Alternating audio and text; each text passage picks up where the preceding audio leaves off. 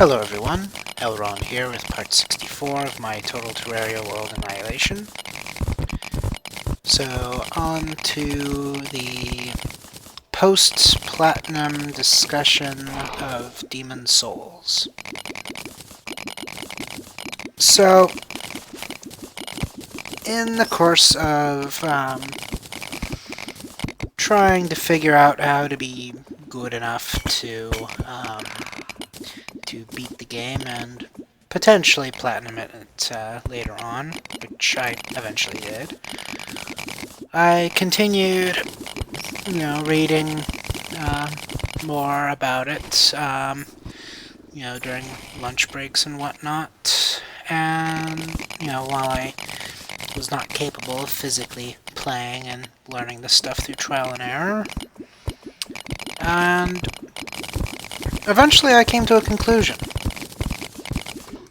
I decided that there are probably three types of people that play Demon Souls in the end. There are the ones that are on the outside looking in, the ones that genuinely need assistance or advice to be successful at the game. And then there's the group of individuals that I bashed repeatedly about, the ones that memorized some trollish statements about, how they are God and everyone else are scrubs, and, everybody else plays the game wrong. I've decided that those people that have this copy-paste thing that they keep putting into forums, these are the posers. So, oh wait, no, I'm totally giving this delivery wrong. The noobs aren't included in this. I meant there are three types of successful Demon Souls players. Number one is the people who openly admit that they cheat. These are the people that teach new people the Nexial binding glitch and tell people about duplicating items by having the non-host phantom drop items and then quit before an autosave occurs, and those kinds of things. So these are generally the helpful sounding people that you'll find in the Demon Souls community.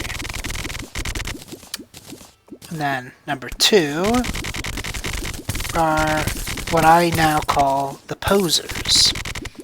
These are the people I openly attacked in my previous cohort.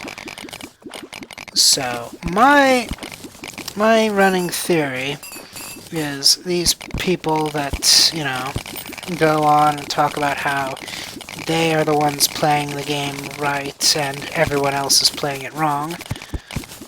My running theory about these people is they do the same cheats that the open cheaters talk about, but refuse to admit that they do so. So they essentially pretend to be the third group, which I haven't mentioned yet, and basically, they can show, their stats sheets and, prove that, the game acknowledges their success, and then they attribute it to, just being that good at the game, when, in fact, they just cheated, and, are too embarrassed to admit it. Now, the third group is a very small group, like just a couple individuals here and there, diamonds in the rough. These are the people who legitimately do what the posers claim that they do. Now, this is a type of person who does not waste their time on forums. These people actually go out and play the game and,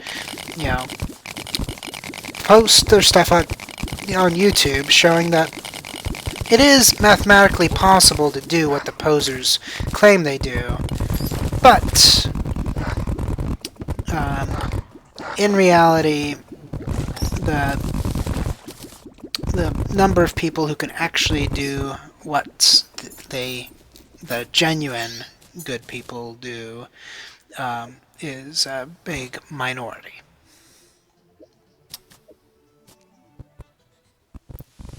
So that's my story, and I'm sticking with it.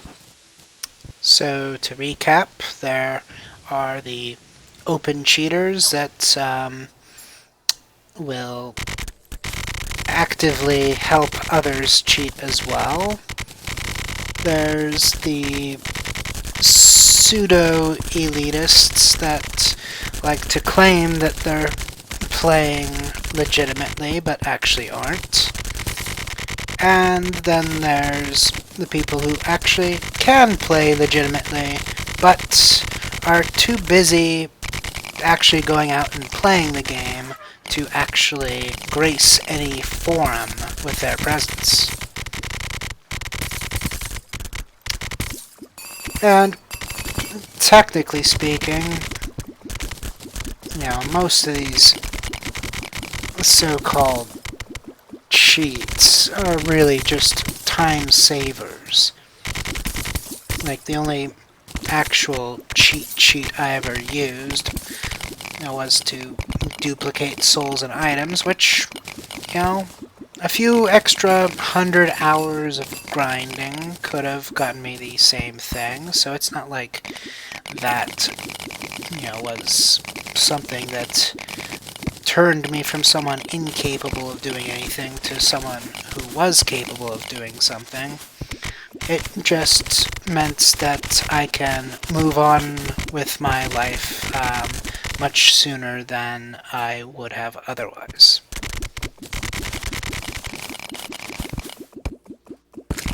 I did not end up doing any trading with other people. I never actually interacted with anyone at all. All I did, in the multiplayer sense was read messages, write messages, and watch other people's bloodstains. I never got invaded. I never got summoned by using a stone. I did try to become the Mad Monk in 3.3, but I think my level differential prevented me from joining with anybody. So I pretty much, did everything completely on my own. And the pure Bladestone that takes 50 hours for some people to get. I was lucky enough to get it in roughly half the time. So that was good. And for what it's worth, item duplication actually did hurt me in the long run. When I went and got a, I don't have time for this. I'm going to save this story for the next video, because the continuity of it would kind of, mess things up. So I'll save that story for next video, and I will see you there.